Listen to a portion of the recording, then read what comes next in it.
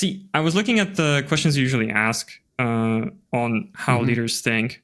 What leaders are ignoring or something that they should pay more attention to.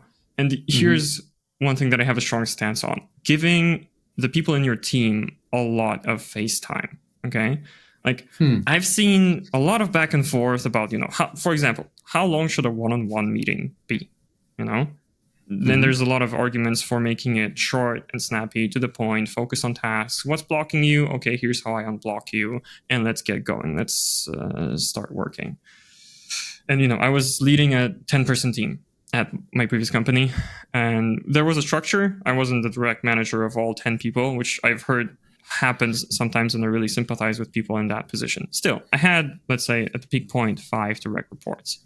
And still, I gave each of them 45 to an hour weekly for a one-on-one session, on top of which I gave them a 1 hour monthly session. And I didn't cancel, usually, the weekly one-on-one for the monthly session, because the weekly one-on-one was focused on the day-to-day stuff. The monthly session was focused on deeper conversations, talking about more long-term strategy, or just checking in more deeply with them as a person.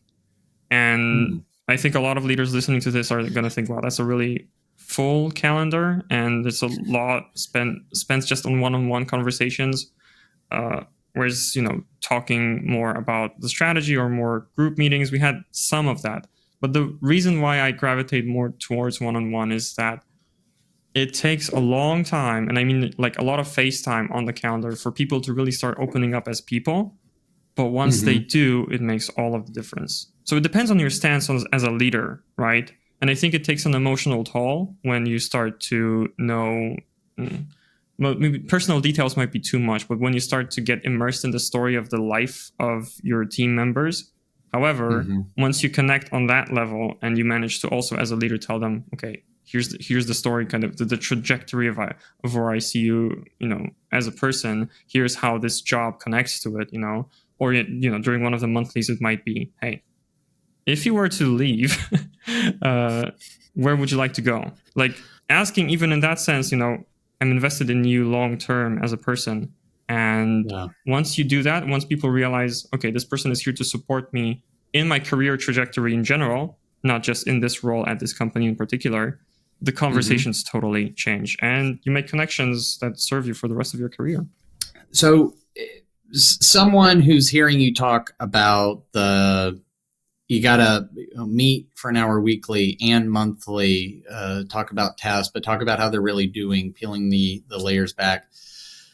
That takes a lot of emotional capacity that maybe somebody didn't spend time developing because it wasn't necessary for them to succeed up to the point that they are. But the higher you go, the more it becomes about winning through people than doing tasks well. So how have you grown that emotional capacity bucket? Let's do this for a bucket, like how could we make that bucket bigger? Because it is really draining to be emotionally invested in people and pull those things out and listen intently and be empathetic and go, okay, I'm not only asking the question, but I'm going to listen and care about your answer. And I'm going to allow that answer to inform how I lead. And I know that this could be a weird word, but lead and love you so much that I want to help you get where you want to go as a person, not just as my direct report or a person on my team. Yeah. So how do you grow that? It is a kind of love. I haven't heard it called that way, but it is a kind of love, and all love takes courage to care about somebody, not just as a team member, but as a person, and your life paths crossed, and then how do you help that person exit in a better way than they entered, even for those people that you actually end up letting go, which is especially difficult. So, but to answer your question about building the emotional capacity, to some extent you already answered it. It is about listening. It is about empathizing with your team members. And a practical way to grow that is, well, first of all, this is one thing to kind of unlock, is that listening is a skill. You need to think of it as a skill. It's like a muscle, and you need to flex your listening muscle.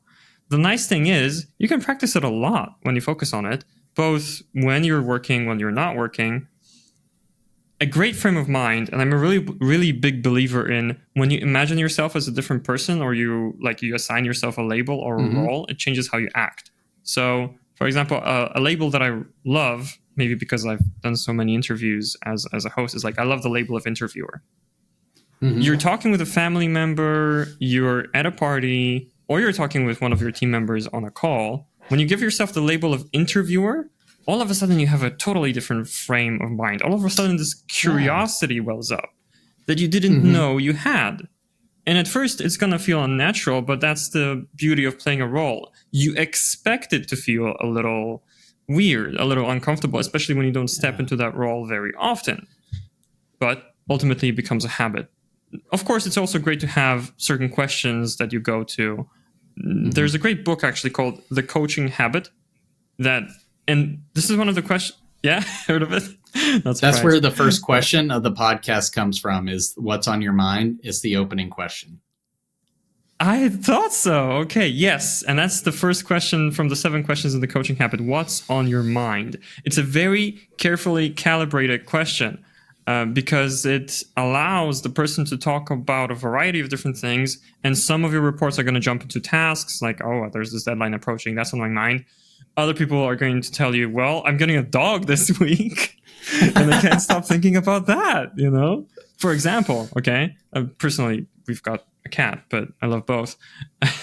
So, and this is what you find as a leader, is that instead of, well, in addition to, for some things you do need to have an answer or at least a way to find the answer, it's all about the questions. And what's on your mind is an excellent question to start conversations with. I believe in The Coaching Habit, the second question is, and what else? Which is also extremely important because it prompts you to dig deeper and to allow people to just go beyond the surface level. And sometimes in those conversations, I even say, look, we've got an hour on the calendar. I'm sure we've got work stuff to get through, and I want to get through the work stuff, but I want to check in with you. What's on your mind in your life? If you want to share, I'm willing to listen. I think it's also important to reciprocate that. It shouldn't be an interrogation. Right. And that's another scary part. You reveal a little bit about yourself, about your situation. I think it's really important for your people to also see you in situations where you're not feeling 100%, you know? And sharing about that. Some leaders think that it's all about projecting strength. And there needs to be a certainty in you. I think that's where the vision is important. You keep talking about it, keep communicating it, keep making it kind of detailed and vivid in their minds. But it would be, let me say it like this. When you're watching a movie and you're following a character, it would be a very boring character if they never faced doubt or uncertainty. It wouldn't be relatable. And people want to relate to you as a leader and as a fellow team member. So you need to say a little bit of that as well. So think of it as a skill, listening. Ask the right questions, collect them. Coaching Habit is a great place to start. And reciprocate by sharing some of your own thoughts and feelings as well. I feel like those are the things that help you start building this whole area of skills, this emotional area that if you had been an individual contributor up to this point, then you need to. So for some of the listeners, that might be something to work on.